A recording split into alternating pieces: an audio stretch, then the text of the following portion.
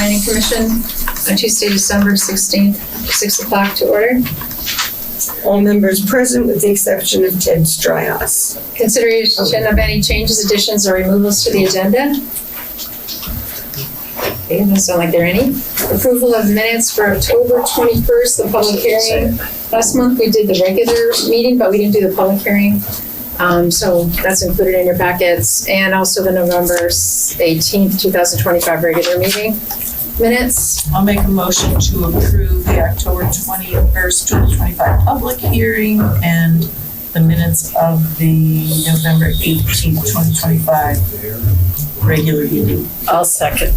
Okay. I didn't have, are you looking for the tree people? They're upstairs. It's a big sign. It's a big sign right there. There is. I didn't see it. Really? It was, I didn't have, Oh, because I came in the Should I go put it in the middle of the hallway? I didn't have any corrections on the public hearing at all. Did anybody else? No. Nope. I'm gonna turn that off.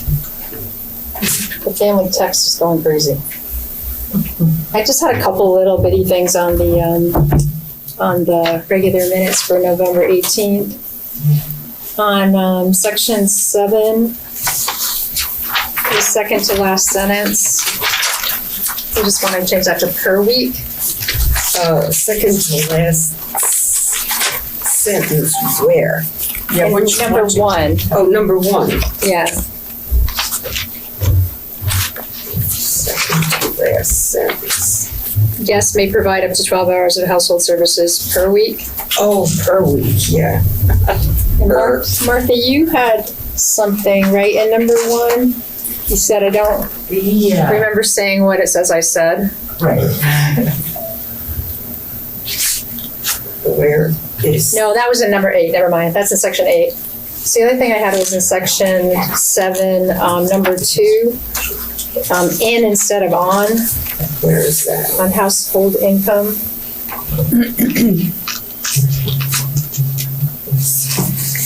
The fee ranges from $60 to $500 depending on household income.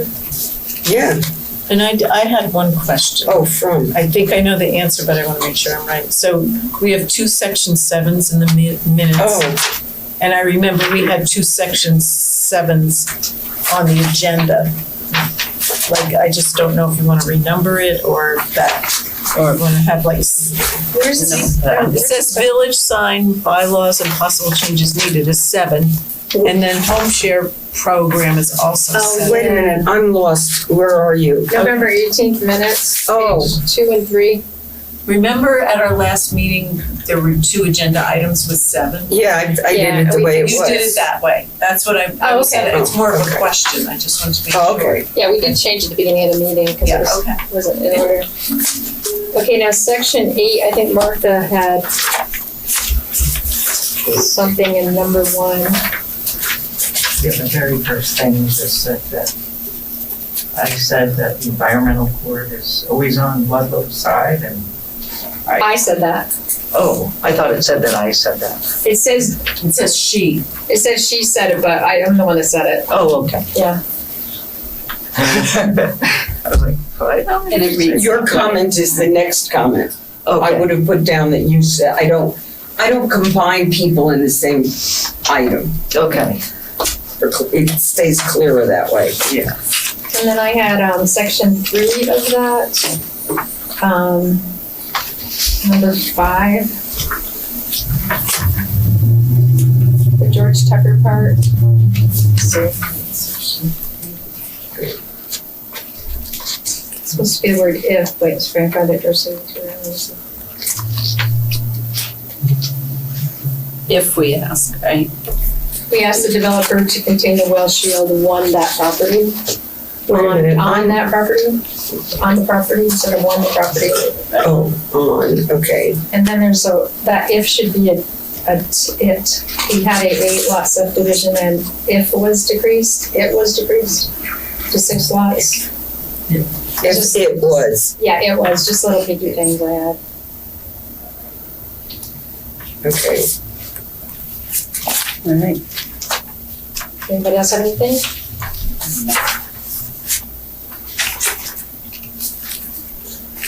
Okay, I'll call the question.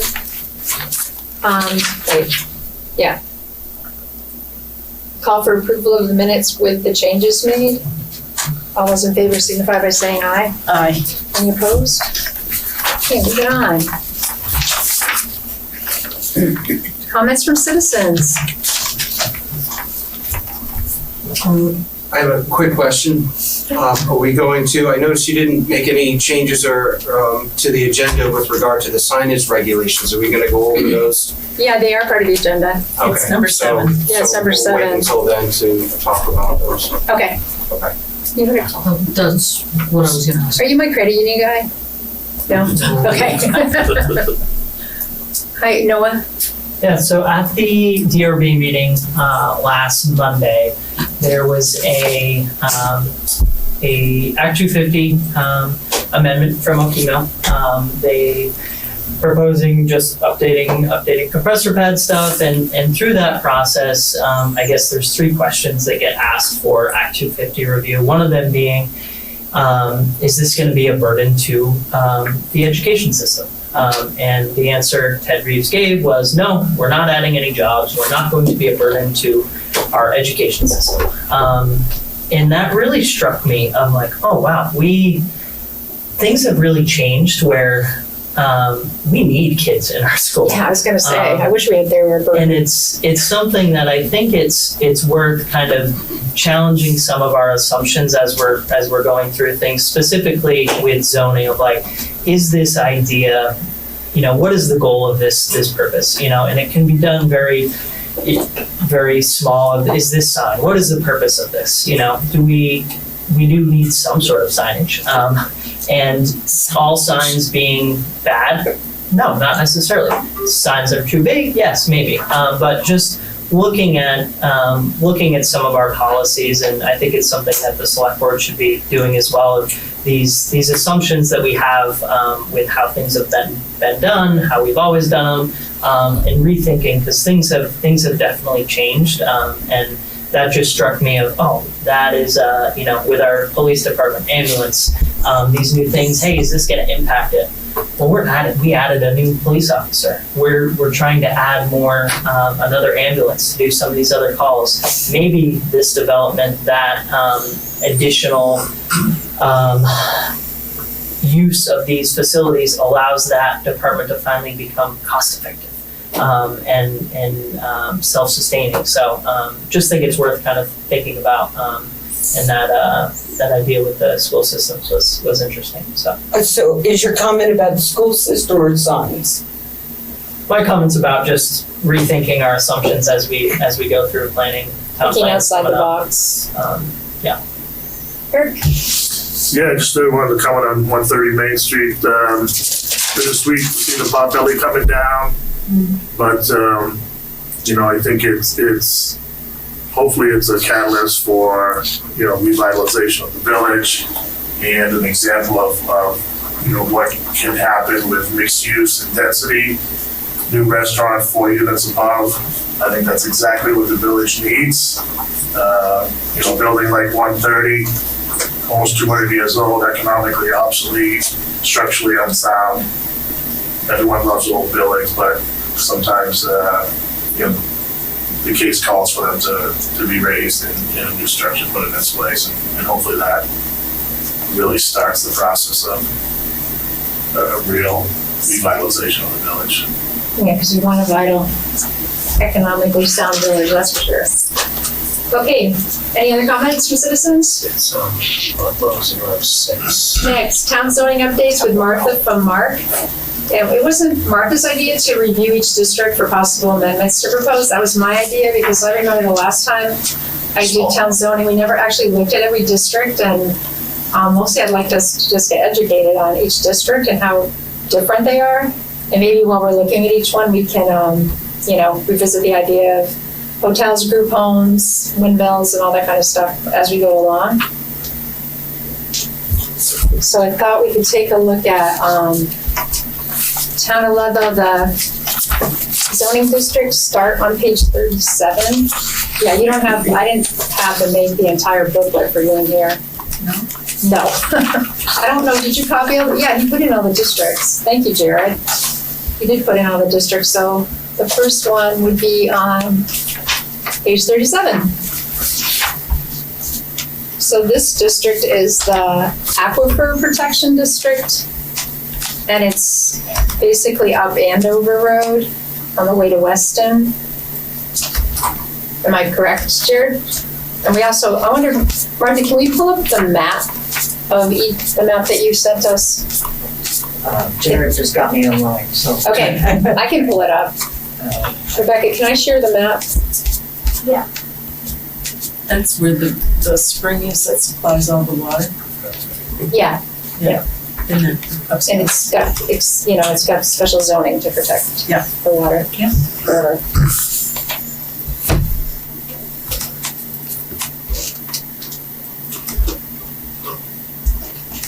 It's not. It's not pulling up my stuff on my desktop. I think it's gonna wait for you to do It's that. also on our website.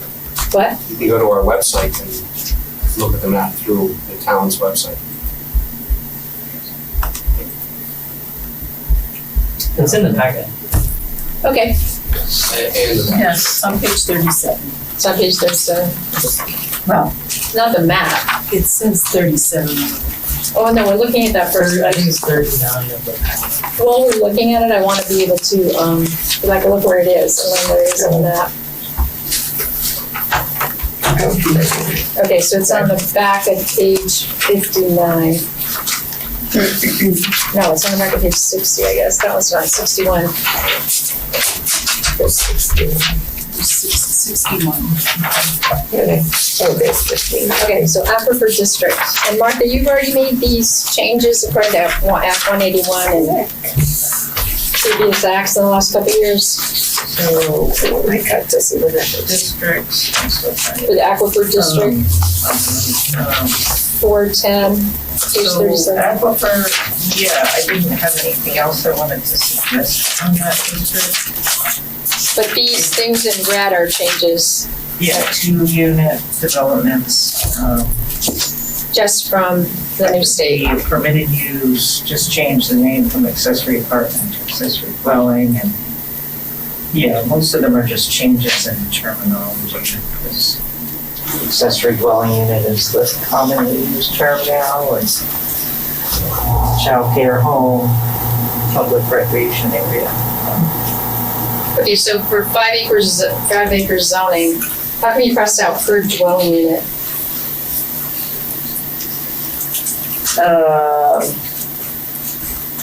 Because there's 2-unit dwellings.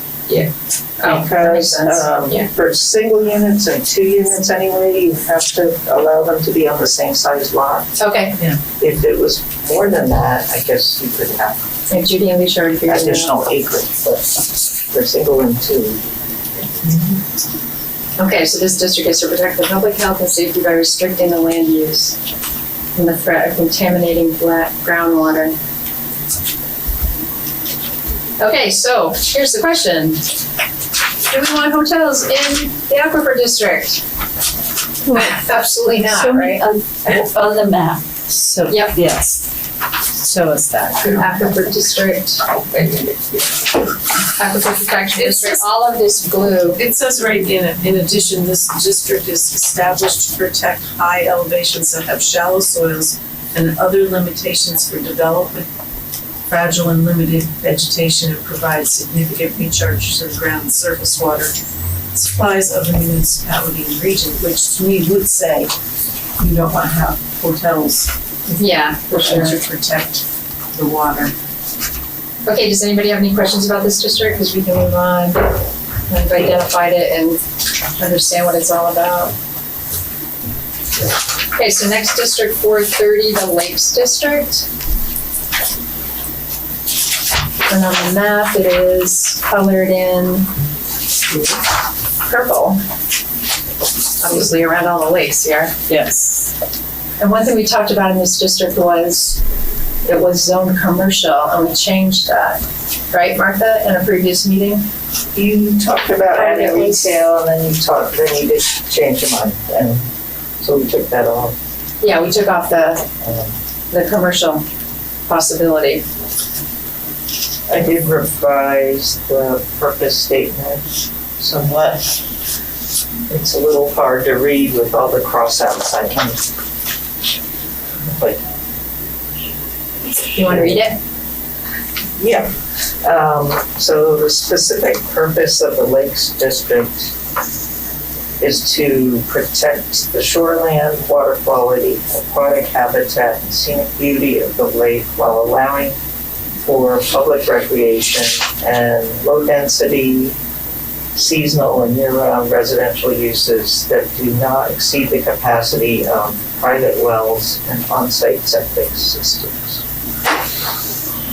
And I know one thing in this district that Ryan talked about was how the places that can still dump sewage into the lake are grandfathered, and how he thought that was pretty outrageous. I wondered if there was any way we could change that.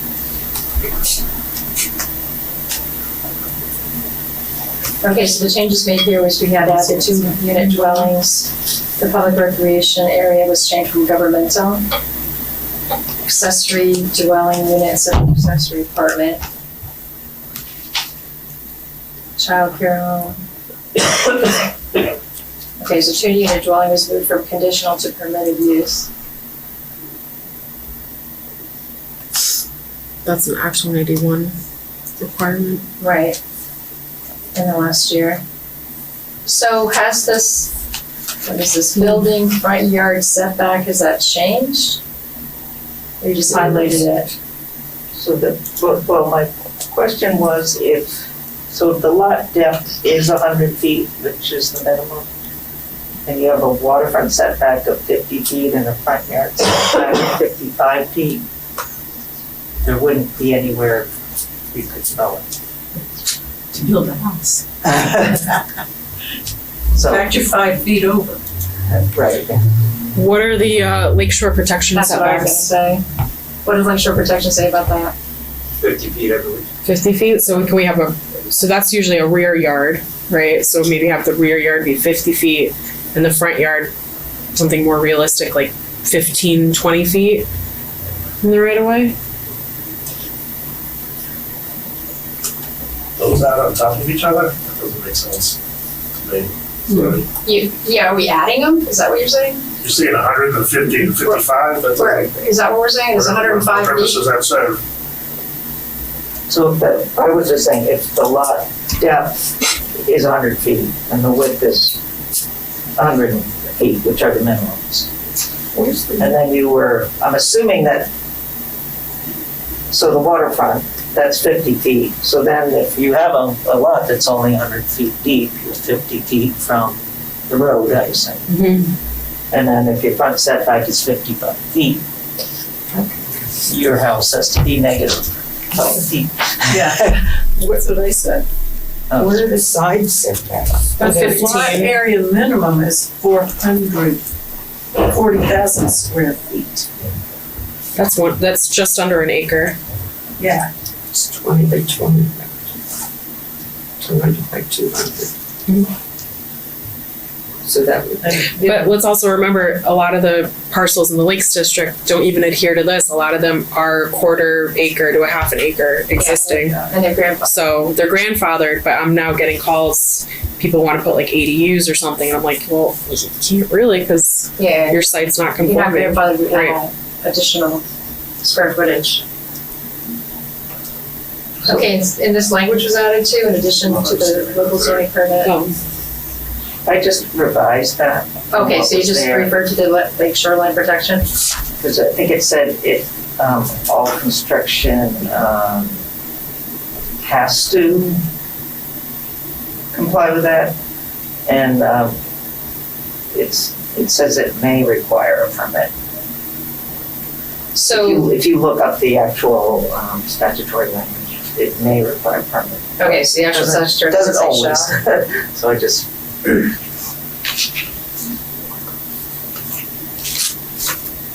So, do you wanna change the front yard setback? What do you think? 25 or That's not required from shoreline protection, obviously, the 55 feet. well, that's anything, any development within 250 feet may require a permit from A&R in addition to your local zone. No, I'm talking about the 55 feet Oh, thing. 55 feet, no, that's just the potential. How does the board feel about that? Changing the 55 feet to 25 feet? The only question I have, I'm not against it, but the question is, usually, many of the houses use their front yard for parking. Will that be adequate to provide for parking? 25 feet setback. The depth of a parking space is 20 feet, so So I would say so, yeah. and they just wouldn't have a front yard, they just have parking. If you allow. So it's like a parking- 5-foot landscape buffer or something, yeah. If you allow parking within the setback. That's a good point. What's your comment? I'd just like to point out in the, on page 40, number 3, it does say non-conforming structures may be enlarged, extended, or reconstructed, expanded, et cetera, with the approval of the DRB. So it's not like they're totally locked into their negative 5 square foot house. They can go to the DRB and ask to build outside. of Jerry, what do you think of the 25, changing 55 to the 25? I'm not gonna weigh in on that. You're not gonna weigh in on that one? No, I think that's more of a question for Aaron. What do you think, Jean?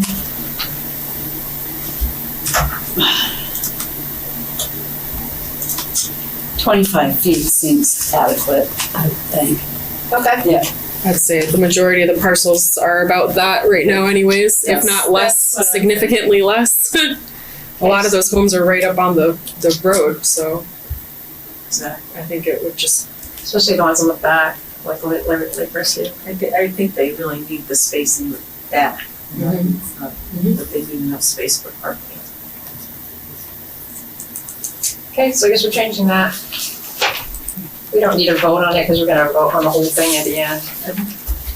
Okay, moving on to did anybody else have anything on the lake shore protection district? Noah? I think that's a great example for that non-conforming piece there of what, I forget his name, the guy from Springfield was talking about of like giving. Jeff Weiss? Yeah, of giving that, giving the DRB some flexibility where, hey, we understand this is the situation here, giving them some ability to kind of play around with that.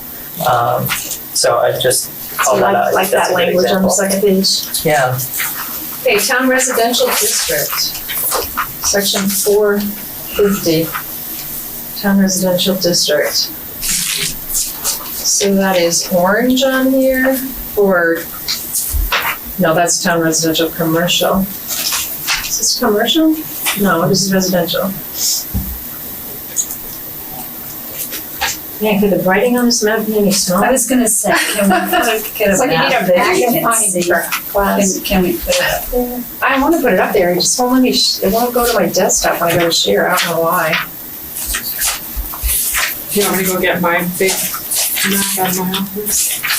Do you think it'd be right? so you Put it on the wall. want, The thing on the wall? Yeah, It's already Which fallen color down. it's right on there, right? Well, we don't know, is it white? Town Like a residential. whole- I see town residential, town residential, yeah. Okay, so it's white on the map, it's white, What, is it white? all the white areas of the map. Ooh. That's all town residential. Yeah, I'm trying to square around this. So it's, let this me, is like Andover Street, Pleasant Street, all in through here, and South Hill, all of that, all of this, what's that, like I see Freedom Hill, I Yeah. see, High Street, past the town, the village part. I see Petner Hill, I see Nelson Road. So that's all North Hill I'm looking at right there. And to the left of the lakes too, Yeah, and then that's all town we have- residential, that's a huge area. And I know in the new designated areas of the state, some of that could be designated as, like wildlife refuge or, have higher density, lower, what I mean, higher density. This is so one of the things Martha and I had kind of discussed when I was at the Regional Planning Commission, and this is something it's gonna be a long discussion, is introduce a medium density residential district instead of all just town residential. Yeah, that's to a allow huge a little area. more flex, like just to add more like character to certain parts of town. And what parts of town that is, it would be medium density residential, I have no idea right now. But it's just something to consider, with the Act 2021 things coming along and the things of that nature. Again, that's probably something we'd revisit if and when the merger happens, when we combine all the zoning codes. But even before the merger happens, that's a huge area, and we could, the places that are wild, like way over here and way up here and stuff. I think it would be great if that had a higher density than 3 acres zone. Yeah.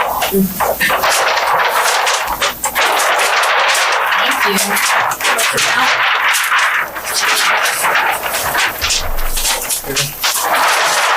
Let's do some tax.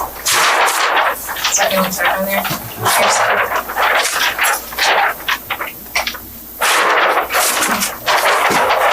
Oops. Yeah, yes, we have this.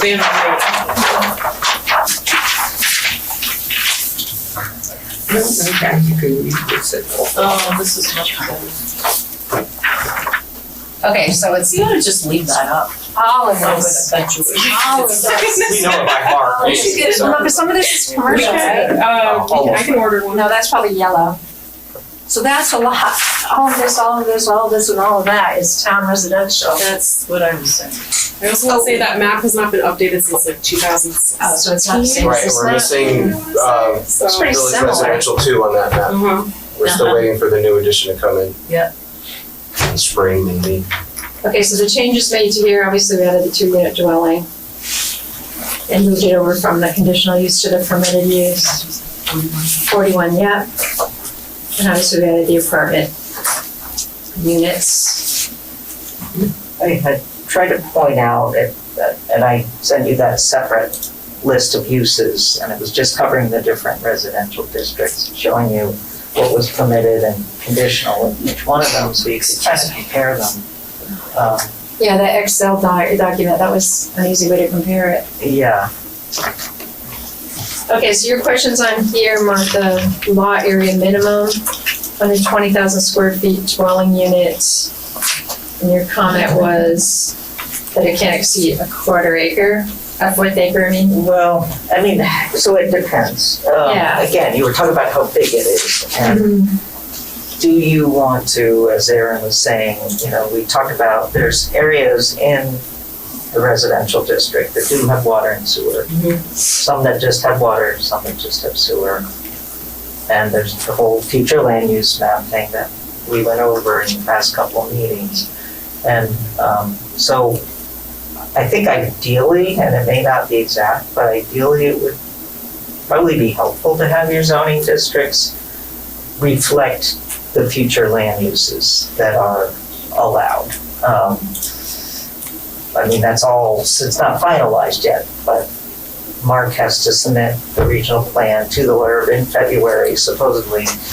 So soon it should be fairly final, and And we have our draft future land use map we do back have as a well. draft over there. Everybody wants to. I thought it was changed a little bit since then. Probably has. Yeah. Yeah, I'm not in favor of changing the whole thing to 1/5 acre zoning, that's for sure. But, so there may be, I'm sure there's a lot of areas, most of the areas that you don't have water or sewer in the town Most of them, residential yeah. district. So 3 acres would be fine. And the 50-foot right of way. Pardon? And the 50-foot right of way? That's not listed on here. I'm not sure about the, right. 50-foot right away for. For, a huge piece of land, the amount of, the width of what you have to get into it. It's 50-foot right of way, that's an Act 250 thing, right? That's not part of these charts. Yeah, that's not a change I wanna make right now, I don't know how does the board feel? Yeah, and I'm not sure that I would make it right now. I think what I would do first I mean, you're gonna have to go back and forth, I Yeah. think, a lot with the map and with the language and the uses and everything. Yeah. But until you, and I was gonna suggest that maybe Erin and you and I and Kellen, who's our map person, could meet before the next meeting. I would like to do that. We used to do that when we were working on village zoning. Yeah, because I mean, especially with this district that's so large and that close by to the village, you know, Yeah, I'd be in favor of maybe changing the zoning where it's closer to town and then making it higher as you get out of town, as you know, like a mile from the stoplight, 2 miles from the stoplight, 3 miles from the stoplight, 4 miles from the stoplight. I mean, yeah, maybe you have, Yeah, Windsor does something like that. They have a buffer zone outside of the major corridors, so that's likely would be and the I don't know, wisest yeah, I just hope we can keep choice. the wild places wild better, you know, 3 or 4 acres out of, 3 or 4 miles out of town. and you may, I don't know if you have the agricultural area where there's a bunch of farms or mostly farms and a few houses that could be an agricultural district and then maybe, A lot of town residentials. yeah. So, yeah. Maybe one could be a rural residential district as you get further out. Yeah. Yeah, I like that idea. So let's meet before the next meeting, Yeah, to talk about that. So, obviously not next week. no. Early January sometime would be great. I know, this is such a huge area. Okay, does anybody have any other comments about this area? The only thing with per unit, the X amount of space, whatever it turns out to be per dwelling unit, for single and 2 units, they have to be the same size lot. Okay, And then in areas where you do have water and sewer, then you have to allow like 3 and 4 units on the same size lot. Right. So, all right, and boy, there's a whole lot of conditional uses in this zone, in this district. This is one, the town residential commercial is probably where we should, if we're gonna put hotels in, this would be one of the ones, I think. Well, this is a commercial. Oh, now we're moving on to commercial? Town residential Okay, commercial. town residential commercial. The only thing I want to say about that, and I know I'm familiar with this, especially familiar with this concept working on the regional town plan, is you don't want to put hotels in a place where you're going to create sprawl and you're going to attract people away from the village. Because we want a vital economic village. If you stick hotels up and down 103, and you're gonna get gas stations next to them, you're gonna get people pressuring for fast food and joints and stuff, and it's just gonna create sprawl in the places where it doesn't flood, like to the left of 103 heading north, and to the right, to the left of 103 heading south too. There's a few places there where it doesn't flood. So that's my cautionary tale about the residential commercial district. And I know I worked on that chapter where it's like, in the regional one, don't do anything to create sprawl. So where is that on the map? The residential commercial is It's the pink. the orange? Peachy orange. Okay. And then there's a 1 and a 2. The village residential commercial is the light orange. But you're talking about the town residential commercial is pink, that's residential commercial 1. And town residential commercial 2 is the deep purple, not the light purple. Right. That's the lakes. But you've got the blended up there on the, Yeah, you can see, yeah, there. there's 2. Yeah, there's 2 different purples there. Well, and then down on the bottom, there's that strip. Where? Oh, down here, Yeah, yes. deep purple. Yeah, that's your town residential commercial 2, as well as up there. That's, oh, well, let me see if I can read it. This is Route 100 South.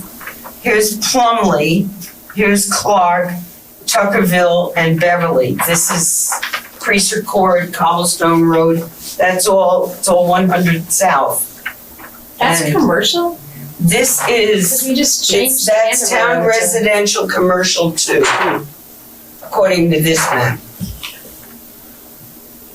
Which makes sense, there's a lot of businesses along that road. as And well. the brown, Terry, this brown is what you're talking about, the village residential two. There is no brown. There is there on is. our map, Right off of the main drag. Oh, you know what? They don't have it on this map. yeah, because it's new. Oh, yeah, so that's the village residential too. Yeah. That's new. Yeah. Wait a minute. Yes, it is. So depending what's there or what you want to have there, maybe you wanna make part of that compatible with your village residential too. Make, what, I'm sorry, Martha, make what compatible with village residential? Part of the purple. Oh, yeah. Where is the brown exactly? Where is that in town? That's That's Andover BR2. Road where we created But the, we just don't have residential and got rid of the commercial part and of that it. it's village residential two. Yeah. Martha, are you saying makes part of the purple village residential two, or the other way around? So with you, when you did the village, Yeah. you made And it was Right, that is brown. residential too. Yeah.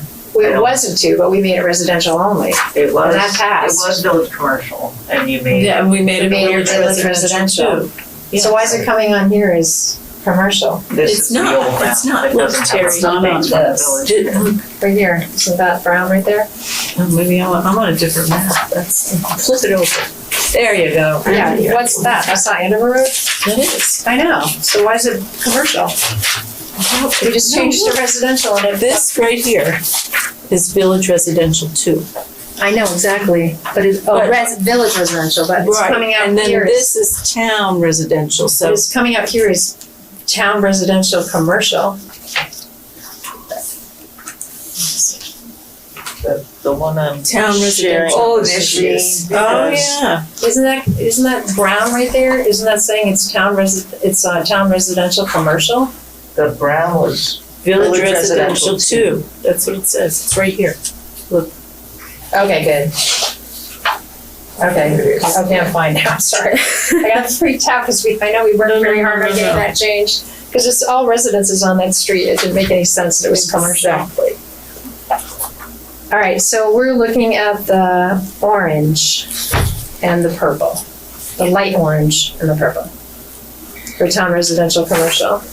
And we made all the Act 181 changes we need to make. In your comments, Martha, Let me switch back. small-scale businesses that support and are compatible with the district's residential character. Oh, I like that sentence. Where's that? Her comment. Oh, so it's primarily residential. But has some small-scale businesses. RC1, I said, after talking you, to try and figure out the difference between RC1 and RC2, at one of the meetings you agreed that RC1 is primarily commercial but allows residential, and RC2 is primarily residential but allows commercial. And I didn't wanna totally rewrite the purpose statement on either of these until I have a better understanding beyond that of what's gonna happen in these districts and are they changing at all? Where is the town residential commercial one in here? I don't see it in the packet anywhere. It starts on page 42. It's like 4 or 5 lines. And Town then the residential conditions. commercial district. One district. Oh, I see what Yeah. you mean, yeah. Okay, so this stuff permitted use and conditional use is town residential commercial one. So Martha, what I hear you saying is it should be the same thing? Or not? No, No, because of the proximity to the I downtown, would thought you want one would like, have more diversity in it than the other. I get it. right, why didn't, it sounded like maybe they have different characters, but they're defined very similarly, so maybe you wanna clarify more the different characters with one being primarily commercial and one being primarily residential. Well, it definitely looks like residential one is primarily commercial. I mean, look at all the conditional uses. Right. And it makes sense because the 2 is further out of town.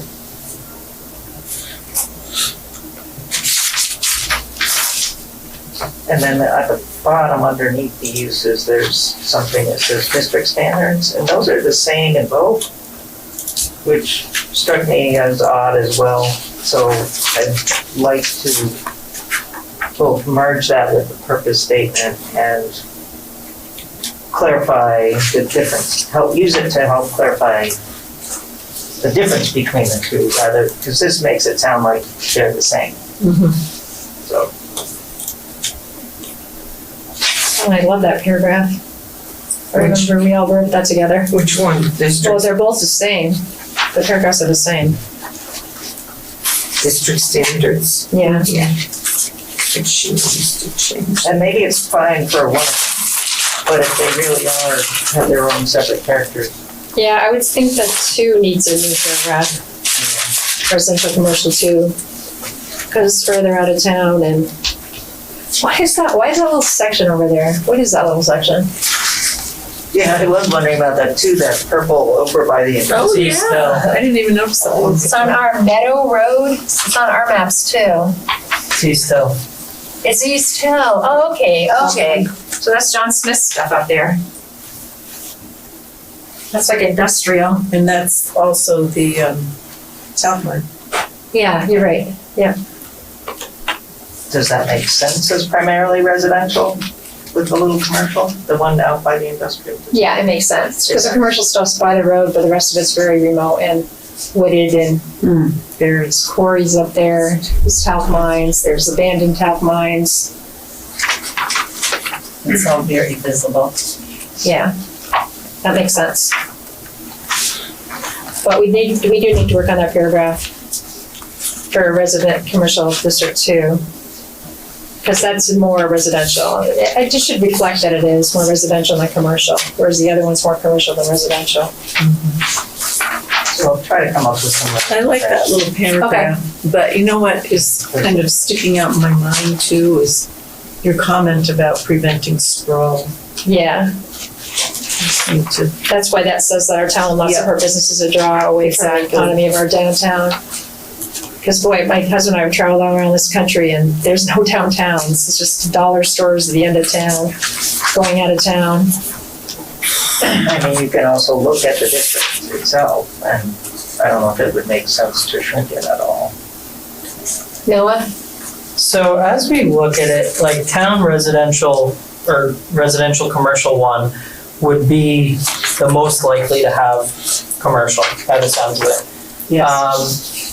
Like the golf course, Jackson Gore borders it, you kind of have some of that development over there. If you don't like allow a hotel there, you're really limiting, like you're probably not gonna allow it in RC2 and these other areas. I don't know if there's a way, again, kind of back to that, we conditionally allow it, but with certain parameters where, hey, Fox Run wants to do a hotel. Cool, but you need to connect pedestrian access to the village. Or something like that. Like we already have an example of Jackson Gore Hotel. They got stuff over there. It didn't quite do the sprawl piece. I would say if we can get more of the winter people off the mountain and into the village, that is a positive. But if we don't allow it in that district, you kind of limit the potential for it at all. The commercial 2, like on the Pleasant Street side, that makes more sense where that is, I can see where that gets very sprawly and it's hard to connect, but golf course, we already have some of that development already over there, or maybe that makes sense because we're very limited with what growth potential you can have in the village as it is. And maybe that's an area where you could do it with the right connectivity, sidewalks, like bike paths, something like that, where it could have the potential. And I don't know if there's a way to word that in zoning where, hey, we would potentially do it, but we need that connectivity or something there. But Well, I have no problem with them at Jackson Gore. I have a problem with them along 103. I think that's where you could create sprawl. Because then they want everything right next to it.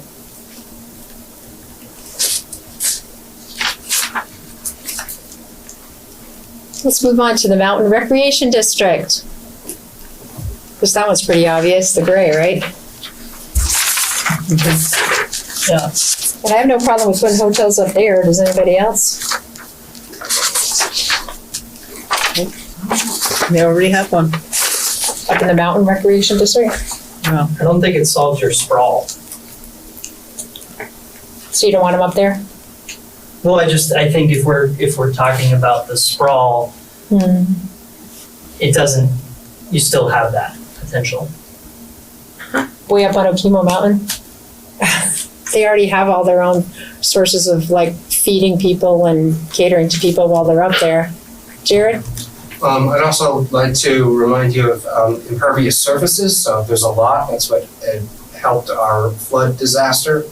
I think because over so many years, houses and development kept occurring on the mountain, allowing all the water to run off more down the mountain Good and point, get absorbed yeah. in it. That was a So disaster. if it's done right, it's be nice, but we want to try to focus on the village. So, Yeah, I'd like to see them in the village. See what in the village? Hotels. But that's 103. I mean, the village, the center of the village, like bridge to bridge. I mean, we already got Main and Mountain. Is that typically a hotel? They don't each have a separate entrance. So how would you, I mean, if they were anywhere. if you had a hotel in the village with what you already have, how do you accommodate parking? How do you? Yeah, I'm not saying it's How do you possible. make that work? You can't. When we're looking at a hotel use, so what fits in our village, the character right now is inns, motels, lodges, something like that. A hotel, like we discussed before, has like a concierge, they have parking, they have valet, a restaurant, all under one roof, like a commercial use. So I would say, I don't see a hotel fitting. Is at it Main all. and Mountain a hotel? I wouldn't No. They consider don't, it they a have a hotel. concierge, they have they don't have separate entrances. They I go wouldn't. through hallways and, I would say a hotel, it would go by a certain amount of rooms, I would say.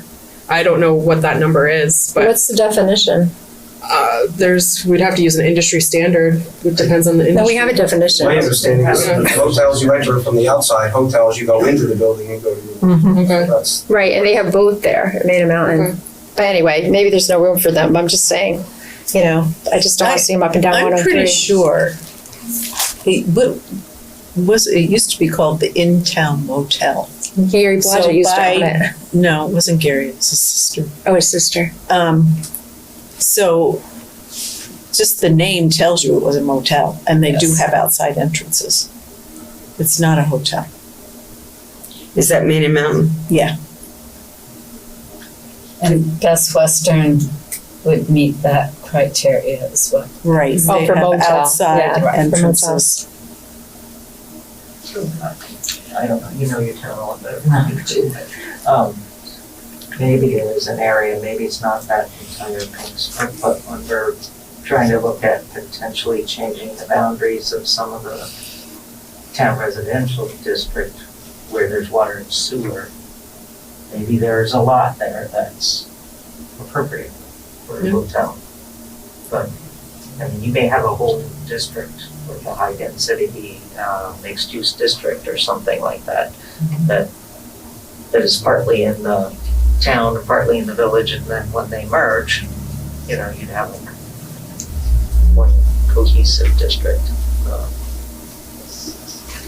Yeah, some things about merging will be easy because everything's labeled the same in the village and the town, and now we're updating the town, and we already updated the village, so, Can I ask a question about 103 and yeah. just to play devil's advocate, why wouldn't we want a hotel along 103? Because I just don't want to see sprawl and take away from the vitality of the village.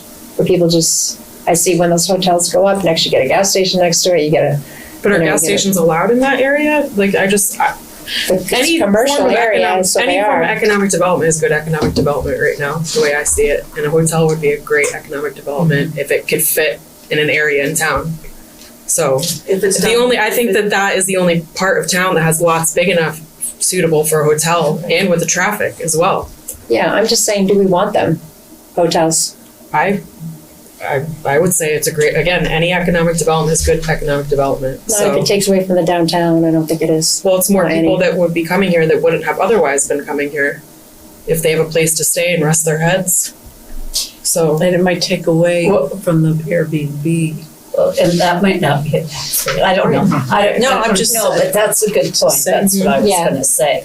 Is it seems to me that the village and the town has a lot of places right now for people to lay their heads. Yeah. Between the Airbnbs that we know are every place in the village. Over 1,000 of them. In the town.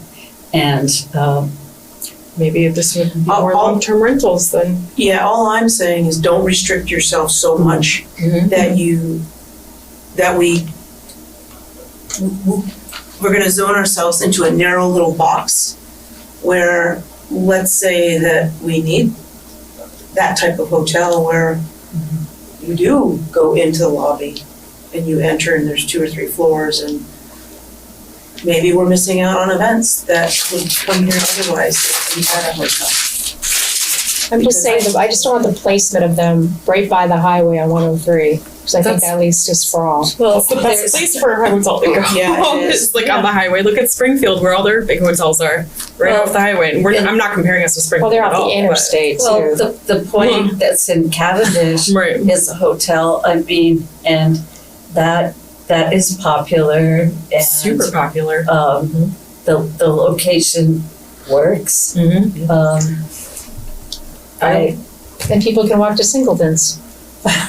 Well, Then not it's not safely. no sidewalks. Not safely. they can't. And imagine, like, a lot of people use these points. If we get an hotel operator, where people can use their points, that's going to open up the Airbnbs for more long-term rentals instead of short-term rentals. So That's the what I real was trying estate to say, that but it came out we didn't wrong. have before, if we allow a hotel in this district, more people would prefer to use an operator, like, because you can get all the points and everything, and then everything that's being short-term rental right now, we can flip it and be a long-term rental and cater more towards, I think it's a win-win-win across the board from an economic perspective and a planning perspective. That's just my 10 cents. I do like what Noah said about also if you have a hotel, you require sidewalks and those kind of things. Because the worst thing is, when you go to a hotel and you can't walk anywhere safely.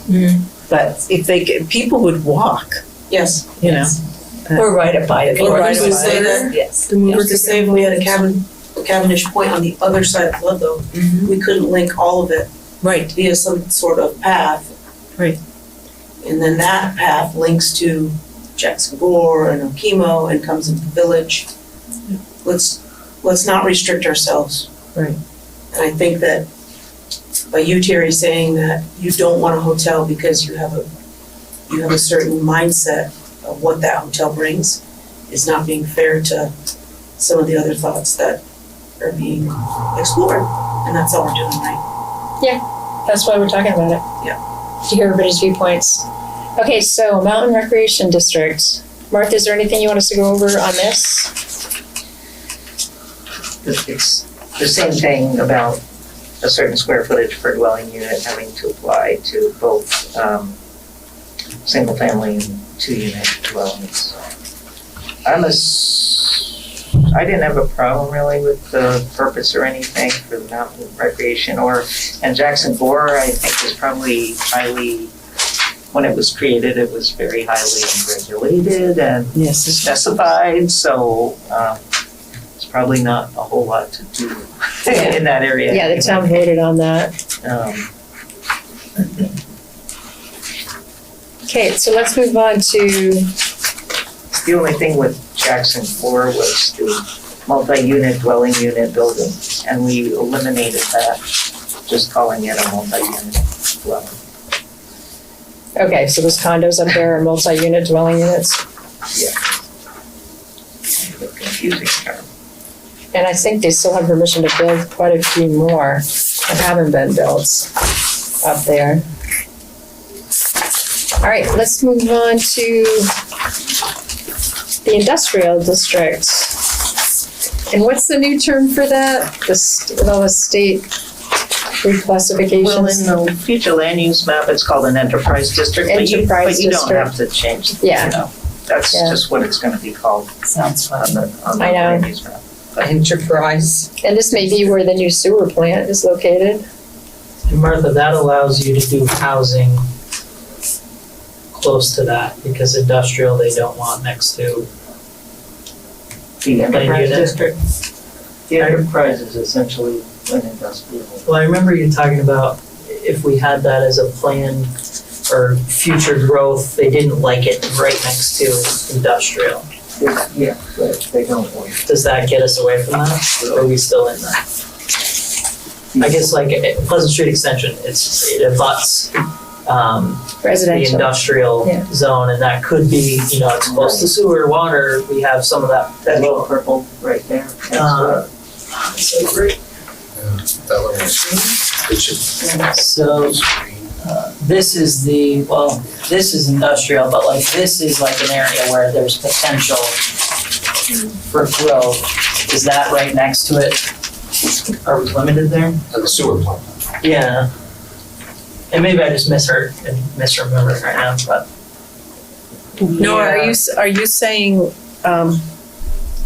where the Little League field was? Where No, exactly are you on this? Across the street, Oh, like, okay, Yeah. across the street. behind the valleys, behind. Okay, Delaware, yeah, that's what I was Yeah, trying to figure behind out. that Okay. portion. Yeah, like McGinnis Drive, and I don't know exactly where, but I don't know, maybe it was Ryan who was talking about there's a big piece of land up there, and you know, you're right next to your sewer, water is right there too. Isn't that where this new That sewer plant one's- is being relocated? Yeah, that one's in town residential. It's that one that Okay. Martha's pointing at. Got it. There's a So I couple guess big lots it up would there. be, adjacent, this is the sewer plant? Yeah. In that situation, it would probably be okay. I mean, the land use review board is still starting to review these regional plans as they come in, starting to comment, and we're starting to see their comments and trying to take those into consideration when we're doing our own, so that, you know, there's been like 2 guinea pigs already gone before the board, and Martha, your comment here is, that this description of this district is confusing. just the part under yellow, because it sounded like someone could kind of do an ad hoc extension of the district, Yeah, it does sound like that. which doesn't seem, What page are you on, Terry? 850, 50. and it's highlighted in yellow. I mean, if you do want additional industrial areas, when you're doing your zoning and you're doing your map, is the time to put them in there. That makes it seem like we offer the opportunity for people to rezone their property, and I have yet to see any bylaws or applications that would enable that. So Yeah. I don't think that necessarily even needs to be in there. Yeah. Well, we gotta describe it somehow though. Well, the purpose above that, Oh, okay. I think is fine. I just thought that one paragraph saying, well, if you wanna, if you wanna Yeah, put an let's- industry somewhere else. Do we all agree we're gonna lose that Just- paragraph? Just apply for it. Right, yeah. Just tell us what you wanna do. We'll change the zoning, just like that. Okay, so we wanna take that out? And isn't it usually just implied that you can always apply for a conditional use? Doesn't mean you're gonna get it, right? Isn't that just kind of That's standard? different. So Okay.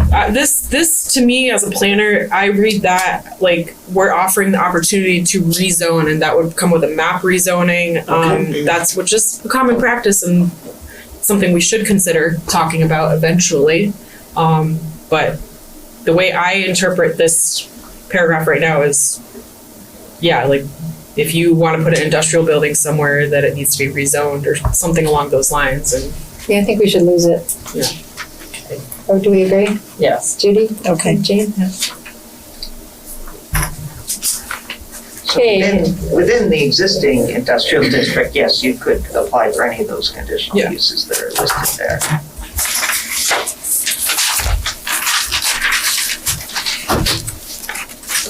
Okay, what do we have left? Ridgeline Protection Overlay District. Okay, that's something we added. We talked about that last time, didn't we? Yeah. Okay, I think we're ready to move on to well shields. And I talked about it last time, and I want to bring up the idea of putting in some actual language about well shields. And mark in section 520.9, required areas or yards, is that a logical place something about well shields could go in? Well, okay, so for the well shield, if you had talked to the Jason about that. Technically, so that would be outside the scope of what we're supposed to be doing in the grant, which is primarily to enable housing and make the village and the town consistent. And so I raised some concerns about well shields that we talked about a little bit last time, and I think I tagged a section of the water supply rules next to it. Just, as a, pointing to this section that concerns me. But, your DRB says they've been doing it, and the town attorney says it's okay. So, But if we I discover, can't say that's fine. Right. But it's what you do, and but if we discover missing language along the way, I want to put it in. And that part that George sent us, I thought was good language to put in, where it says potable water supply and wastewater system isolation shields shall be located entirely upon each individual lot without burdening or restricting future use of adjacent properties without written and recorded easements from adjacent properties. I'd like to put that language in there so we have more than just a definition. Where is that language that you just read? It's from George, from the environmental court. George sent it to all of us, so I put it in the package. I don't know if it ended up in here. I don't know where it is. Didn't he say that in the meeting? Yeah. Didn't I? Yeah, I did So put it should it in. be in, so it should be in. It should be in the minutes from the last meeting, right? Because he read that. Yeah, actually, that's where I got it from. But I also put it in here. Okay, so it is in here. It's not numbered. I found it, page 4. well shields. That's the next page. There it is, yeah. Well, Shields information from George Tucker Jr. It's on the next page from there, right there. There it is. I'd like to put that language in if the board agrees. And where will it go? That's what I wonder where it should go. Just create a well shield definition. We already have the definition. We don't have any language about it. Add it. Aaron, what do you think? I would just add it to the definition. Or performance standards. We have a performance standards section. I would probably put it in there. It would go into general regulations? That's what I thought it would go. Let me look at general regulations. Jared? So it also only exists as a definition in the subdivision regulation, so I believe, so it should be put into the town and village regulations, at least as a definition. And then figure out where to put it from there. Yeah, that's what I'm trying to figure out where to put it from there. Performance maybe not, general Maybe you guys maybe. Okay. Look at it and think about it for the next meeting and Okay. make a recommendation. maybe it's more appropriate in the subdivision regulations. Yeah, Yeah, let them Well, that's when that's the only place where it pops up is when people are doing subdivisions, so. My other concern about it is just that it increases the lot size that you need Right. built on, so it reduces affordability and it reduces density, which is kind of the opposite of. Well, also, I think the big part for this is that we're just outlining that, okay, the way I see this right now is the well shield can go onto another property as long as your neighbor is aware of it and there's an easement and there's an agreement. Right. That's the important part. Which is the important part. Which is what that language says. So we aren't necessarily saying it's restricted to only your property. We're acknowledging that yes, it can go onto another person's property by way of easement and an agreement, a legally recorded agreement between Yes, the two exactly. landowners. That's what this language So says. it definitely belongs in the subdivision. Why don't Judy said, why don't Jared and I kind of do some research and we'll. Where it would fit And best. can you Make also a figure out where it recommendation. should go in here too, in town zoning? Mhm. Yeah. Okay, okay, so moving on. Martha, where do you wanna go next? I wanted to look at each. Separate document on, swimming pools and Home, windmills home, group homes, windmills. Towards the end. Okay, that's the, here's the. What? Yeah, we're there.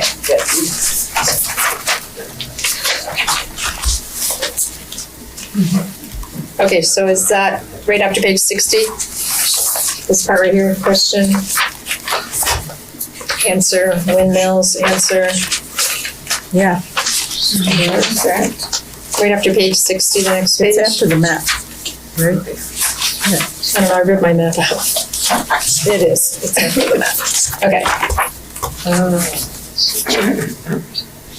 Page 50. Page 60, I have section 540. I do too. So, did you do? right I after did- page 60, you have section 540. I did some research on group homes too, if you didn't, if it's not in the packet. They have signs, Oh, it's after signs. It's right after signs. group homes, I don't see any questions, I just see a page. It's like, looks like this. Yeah, but that's not the group home page. That's This is just the windmill page. No, I just have this whole page right here. Is this what you have, Jean? It's just one page. Like a full page? It's like page 62, it's like the Well, second Martha's to got last it, page. Martha's got it up there too. Yeah. Yeah. Okay. So I did pulled out some examples from other towns that have recently revised their zoning regulations for you to look at. So this one isn't ready. It's like the next to the last page. Okay, thanks. Oh, this one. No, there it is. Thanks, Jean. Yep, just flip it over.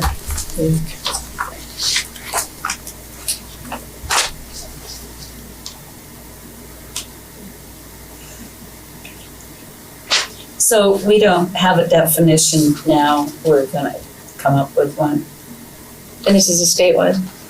I believe you have a definition, I seem to but you recall don't one. have any language or, because I think you have it's exempt right now, so Yeah, I think that was part of the Act 181 is the group homes, you know, they're like required. yeah, they added recovery residences to the group homes. And my question was just, do you want to continue to exempt them or do you want to require a zoning permit? If it's 8 or less, you can require a zoning permit. You just can't prohibit it or require conditional use. If it's 8 or less, you can require? You can require a zoning permit, Oh. not a conditional use. But 8 or more, you can require conditional use. Yeah, and that's beds and life safety, and if it's on water sewer, we do our allocations by bedrooms, so it should still require a zoning permit, so we're still getting the allocations for the use. We're not prohibiting it, we're just saying you're gonna be using our infrastructure, so we'd like you to pay your fair share. So it sounds like we're not exempting it anymore. Less than 8 permit, more than 8 conditional use, right?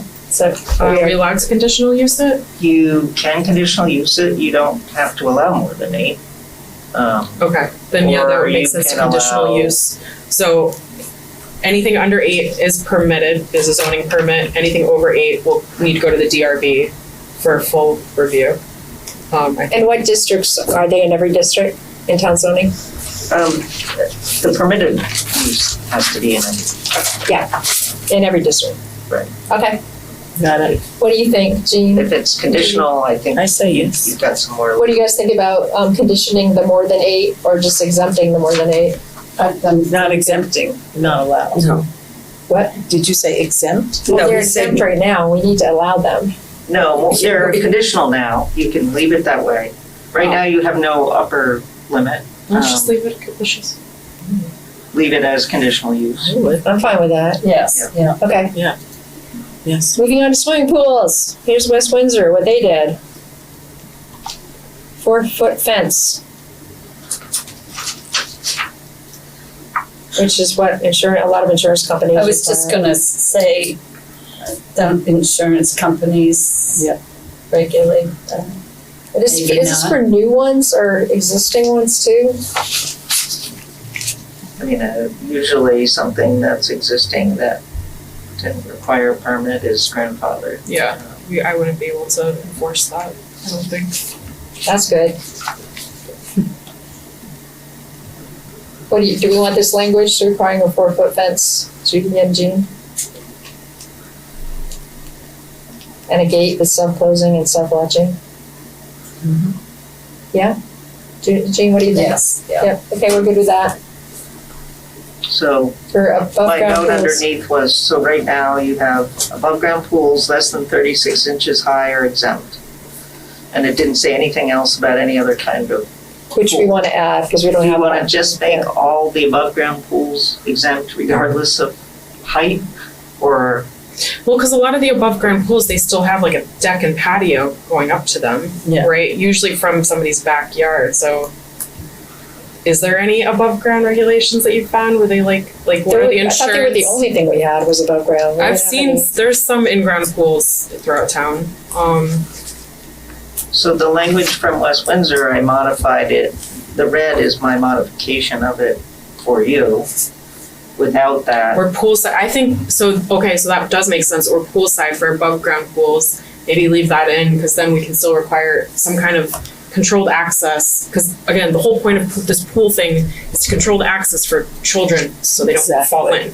Yeah, Right, exactly. so- Right, and you said there was a doctor on the West Windsor Planning Yeah. Commission It's who very had seen some important, I think. horrendous things. Noah? Would it, if someone wanted to put a deck around their above ground pool, is that, you need to get a permit for that? Right now, We've done that before, and we will. Yeah, cause I wonder like, I mean, you can get an above ground pool for, a few $100 at Right. Walmart, throw it up at your house. Going around and trying to like, oh, you need a permit for that, like that may be tricky. And that's probably less of a, hey, I'm a kid walking around the neighborhood, hopping in that pool versus, oh, it's a deck that, oh, here's some stairs I can walk up, go Right. in there. And that maybe when you have the deck, that's where you can have that gate on the stairs going up That's a to it or great something point. like that. so if it's an above ground pool with just the ladder, we I was don't gonna say, expect don't they children to. Don't they just come with that anyway? I Right, don't know. but if it's an above ground pool with a deck around it, then that's where children are more likely to be. I think as soon as you need a permit for it, Mhm. what happens when someone throws it up, no one knows about it, Right. kid goes into it, is the town, did we not do our job Oh, I see what you're saying. permitting that? Mhm. I just think, people get them all the time, throw them up, use for the season or whatever, it's a hot summer. But do the they deck deck? is, The deck that's is more should be the catalyst. investment and you're doing it. They could already have a deck though. which is there? Could have already. Some Yeah, pools like some- come And then with they those decks. And then some people have it going out of their second floor, so it's the same height as their, But you can Okay. still If it's not a gate it. if it's a standalone above ground pool with just a ladder, you don't require a permit. But if it's one that especially if it's kind of connecting to the main structure, that's what happens when that thing bursts. It's gonna flood your whole, we should regulate that a little bit. Don't you think? Just. what do you think, Martha? I think it's really up to you guys. Okay.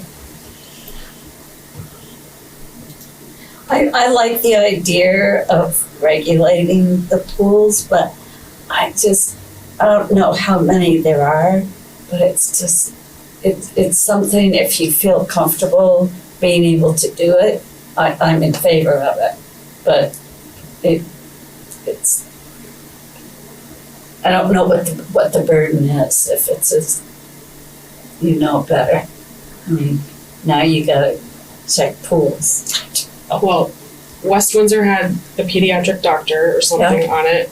This is the language that they all agreed on, and it works for them. It should work for us. That's likely what. So I'll just give it to you the way it is in West Windsor. and it'll apply to both, in-ground and above. Okay. Are we okay with that? I'm good. I'm good with it, you know. I'm okay with it. I will, in my youth, younger days, was a swimming instructor and taught lifeguards and things like that. And it's really important that we protect children. And the only way you're going to protect a child is asking for a fence around a pool. And it doesn't have to be, you know, a thousands of dollars of fencing. It can be a simple fence.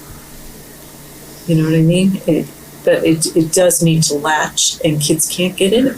We had a pool and we had grandchildren, and I'll tell you what, that thing was pretty safe. You couldn't get in it. You know, right? Jared's seen it. I'm good with it. I'm good with it too. Yeah. So it sounds like we're good I with think that. it's really important. Okay, moving on to wind turbines. Are not regulated by the Public Utility Commission that are blades less than 20 feet in diameter. Shall be set back from lot lines and rights of way a distance equal to or at least 150% of their height, which shall not exceed blank feet, as measured from the base of the tower at the ground level to the top of the rotor blade at its highest point. We're supposed to come up with how many feet? Well, do you like the language? Yeah, I like the language. Set back from lot lines and rights of way a distance. The intent there, I believe, is that, God forbid the thing falls over. Into your neighbor's It's yard? not gonna fall into the road or into your neighbor at their house or, Yeah. Basically a fall zone. Okay, so they don't regulate blades that are less than 20 feet in diameter, but they don't say anything about feet?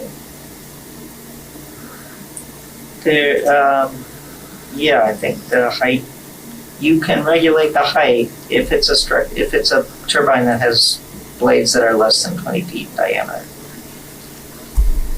But you have to have specific standards, so that's the setback basically.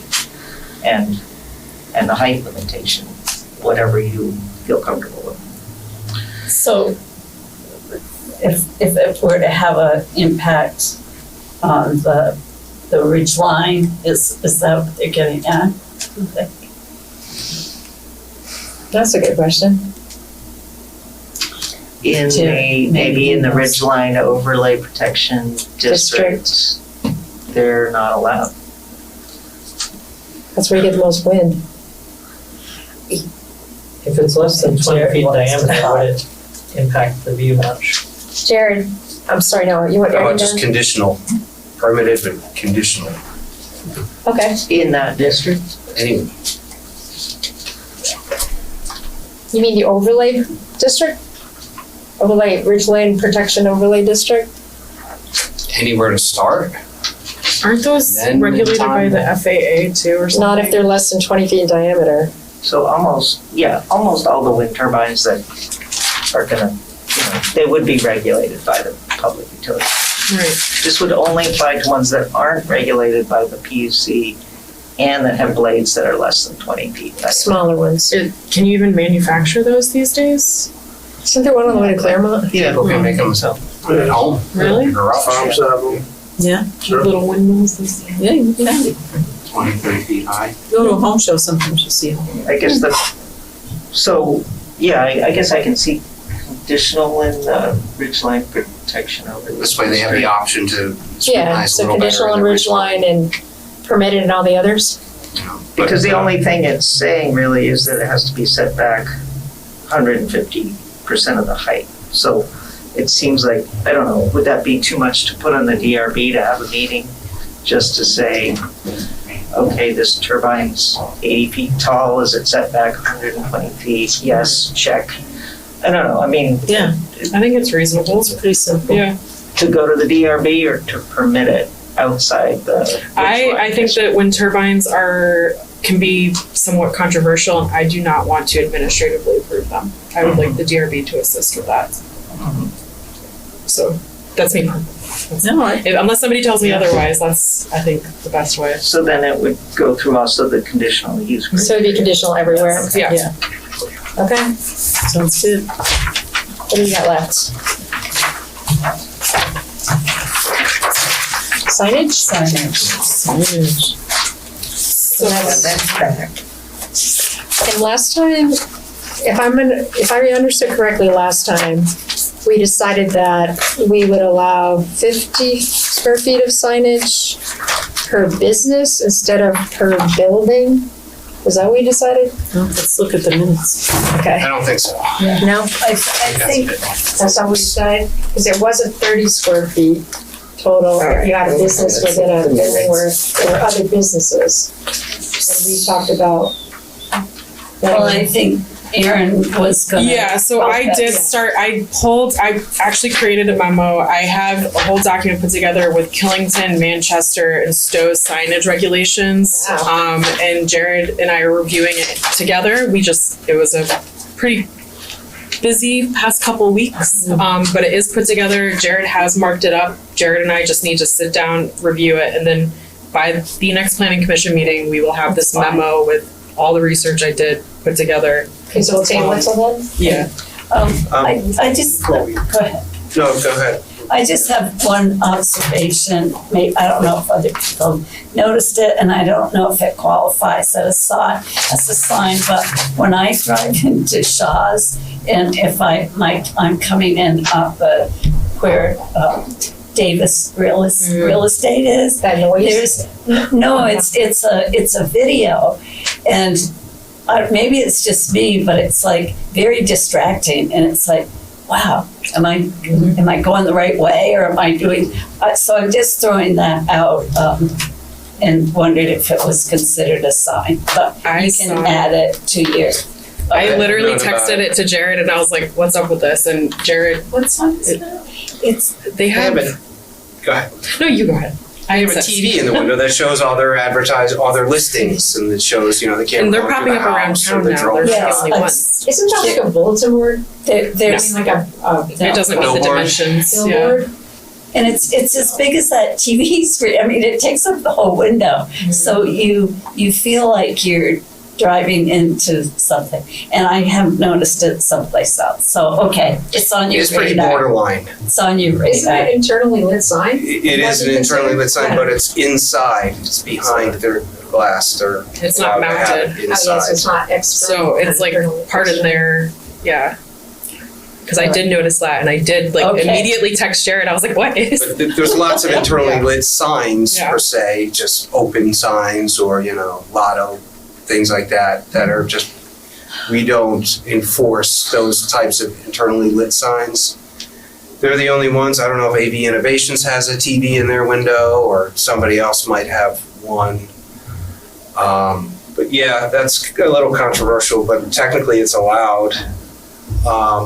What I found through what Erin and I have been going over was that some towns allocate signage by linear front footage of the building, which we don't currently have. Yeah, we do square footage. So, It's a good like memo. Manchester is I like just- 80% of I put a lot. the length of the front of the building, which is huge.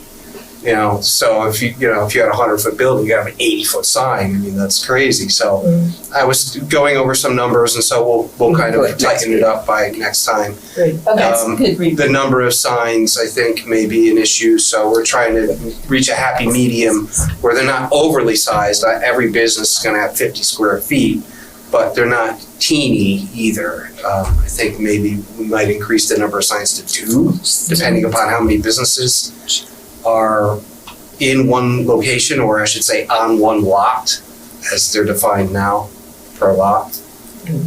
So, say maybe more than 2 businesses may be allowed to have 2 signs, freestanding signs. But if there's only 2 businesses, then it's gotta be that 1 freestanding. Something, we're massaging it out Okay. and So trying to make it, but so far it's going pretty good. My friend here owns the Vermont Mart, the old Companies by the Ace Hardware. What is the old what? Hey, Cumberland thanks Farms. for lowering Oh, gas all through the whole town. Appreciate that. So he decided to come and, share his thoughts real quick before we Oh, move that's on to great. something That's else. great. Because I thought we were. Thanks for opening it up. So now that we all know where it is, I will say that one thing that I have been having to contend with is the not so neutral position that I've come to in this gas station. In terms of people that come from Proctorsville, Cavendish, and even within Ludlow itself. Oh, are you the new owner? Are you related to the old owner? Yeah, the old owner, they had no character. They, if with them it was just a monetary transaction, you're out the door. And they weren't so privy to come into the station because of that. And so it kind of warded them off. And that with a couple other things, they told some people that they were gonna stay on with their employment, which they never did. And they fired some people, some of the locals. With that in mind, it kind of has this notion of, okay, I don't wanna go to this store because the store owners aren't that nice. And that's still the perception that the store has to this day, even while I'm trying to bring in local customers. I've brought in a few people, but not as many as I should. That aside, my real contention is the signage, as Jared has said. So I'm piggybacking off of that, and the reason for that is, as of right now, the sign that is there, the freestanding sign, is small enough that even if there's a light on, for an individual to be able to know that what our gas prices are, their eyes have to be physically off of the road and they have to be looking at that sign or looking for it. And you don't see it until you reach the hatchery or you cross the Berkshire Bank. So at that point, it's either they have another passenger in the car that's actually looking, oh, where's the cheapest gas? Or they themselves are distracted driving. That being said, it goes directly towards the signage law that came into play in 2024, where the surrounding businesses in that area can supersede the law itself because they were grandfathered in, namely the Shell, whose sign you can see, I think, just about where the Dunkin' Donuts is or the previous traffic light. And it's big enough that people see it from afar and they'll pull right in. To that notion, I've lowered my diesel price today to $3.29. And based off of that, I still didn't see anybody saying that, oh, this guy lowered his diesel. Let me go there and get his diesel. Because it's substantially lower than the Shell across the street. I'm still having to try to put myself out there and trying to deal with that. The other thing is that I had a scrolling LED sign that I had some light that was flashing, and I wanted to work a way that I can get that back in, working into the window. I mean, it's not shooting lasers out of the window that it's gonna be that much distracting. I mean, it kind of flashes a little bit to catch somebody's attention. And considering that this is a tourist town, most of these people that come from these other places, they come from an environment that is a lot more active than this. And if I'm in a tourist town, I want to be able to see that, yes, it has that small town aesthetic, but it also, there are businesses that say, come inside and buy something from us, that look inviting enough. I have something in my notes. Another thing is that where the building itself sits, you can't see the building until you pass by the Legion, if you're coming in from the Gaston side of town. So if and a lot of these people, a lot of these out-of-towners and the tourist townsfolk, when they drive through, they're driving fast enough that if they pass by the Legion and they see that this person has lower gas, they either have to slam on their brakes or they have to be going slow enough to be able to compensate to come into the small parking lot. Considering that I have the smallest parking lot of a gas station in Ludlow, with the exception of the Dunkin' Donuts. And the same goes from the other side. You almost can't do it. I mean, there was an accident today by a Berkshire Bank because somebody was distracted driving. It was a fender bender, but again, it's something that traffic is moving fast enough. People aren't paying enough attention that there needs to be something bigger for them to compensate. All right, let me slow down and go to this gas station as opposed to going to the next one. That being said,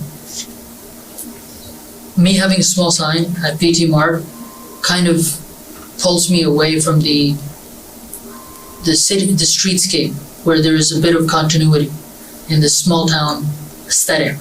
That, okay, Ludlow Shell has such a large sign, either VT Mart has a sign of that same comparison for a parity, or both stores have a small enough sign that it evens out, it balances out.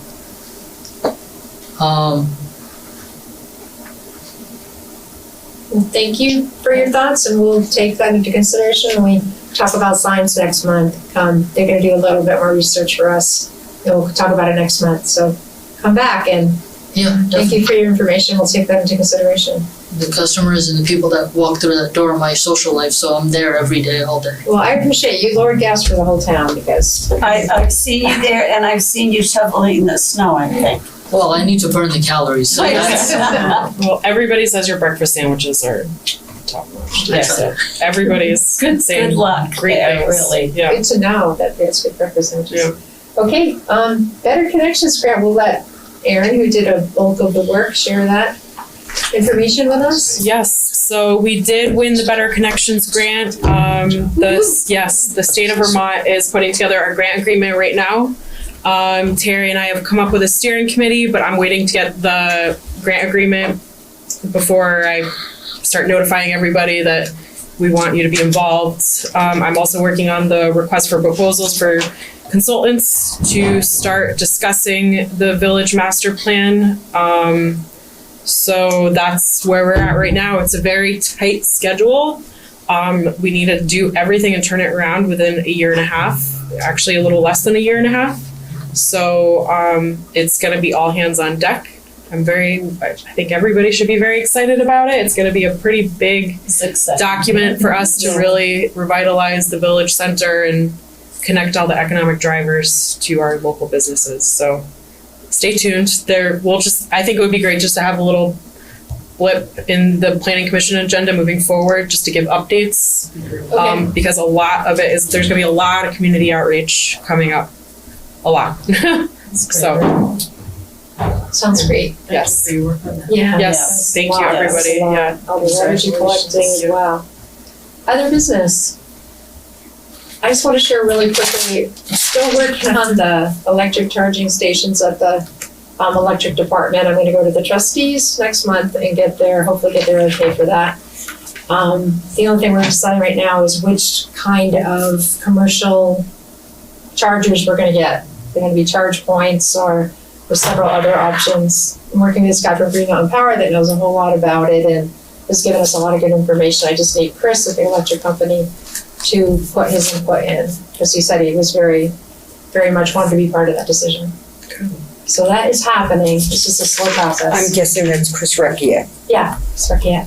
And Take their then, minutes. I guess maybe one last. For the town hall or? No, I wanted to run for the town hall. That didn't work out for neighboring reasons. But we're putting him over at the electric department, and a couple of people there already have. The head of the manager, Chris, has an all-electric vehicle. And the grant was for employees of a federal or a municipal government, a solely women-owned business or solely minority-owned business. So that's specifically what the Green Mountain grant was providing the money for. And the town match was 5%, which would end up being about $5,000, but Chris agreed to dig the ditch that goes from the telephone pole in the front to the parking lot in the back, and he agreed to provide the wiring. So the rest of the grant will pay for the actual charging stations installment. So employees of a municipality is what we're getting in under. Yeah, it's supposed to be for employees only. I'm not sure if we're gonna set up the charge. The part of picking them out is deciding whether they're gonna be on all the time and anybody can just pull in there and charge in the hours where the electric company is not open, or that it's shut down when they're not open, because it's supposed to be for employees only. But also they're gonna have to pay for it, because Chris said it wouldn't be fair, that he got free electricity, because also Mount Holly has Ludlow Electric, some places in Mount Holly, some places in Cavendish, and it wouldn't just benefit Ludlow, so it's gonna be set up so that the people that use it do have to compensate the town Could it be for the electricity, and it's Ludlow Electric, not Green Mountain Power, obviously. any Ludlow employee, not just a Ludlow? Yeah, which is why we wanted to put it at the That's town awesome. hall, yeah. That's great. No, did you press something? I was just wondering who was paying for it. Green Mountain Power, No, the power. So I think if it's gonna get paid for, the person Leave that it uses it is gonna pay for it. yeah, leave it Chris- open overnight. Yeah, Chris was adamant about that. I think that's great. Okay, Great. I'll entertain a motion to adjourn. So moved.